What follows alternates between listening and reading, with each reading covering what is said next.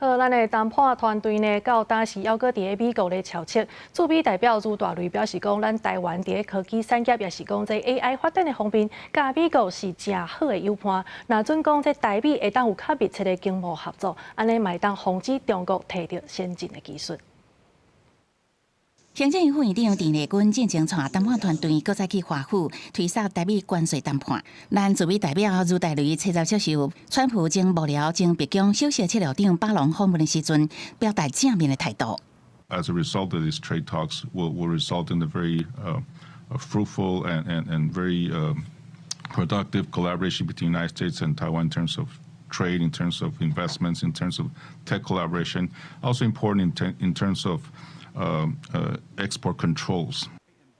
朱大雷表示，台湾伫科技产业甲 AI 发展是美国完美的友伴，台美有更较侪经贸合作，也当防止中国得到高科技。朱大雷搁再讲，台湾生产全球超过9成高阶晶片，若是台海发生冲突，会造成严重后果。面临中国武力威胁，台湾会持续强化自我的防卫力量。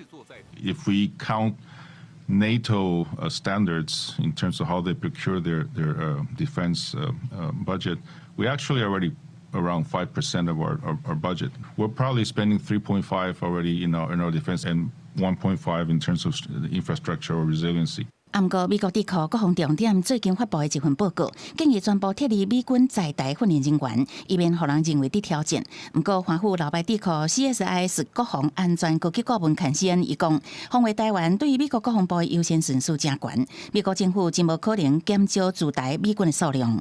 这种论述其实象征着美国内部不同的思考，我们还是值得注意的。那这样的观点就是在华府之间其实不是主流的意见。另外，根据《纽约时报》的报道，去年真正出现伫咱东部海峡的中国科研船向永安6号顶船只，也当时伫关岛海峡出现，研判是伫收集相关的海床资讯做军事用途。军事专家苏志芬认为，中共以科学调查的名义，不过实际上是伫做战场经营，南方应该谨慎思考反制做法。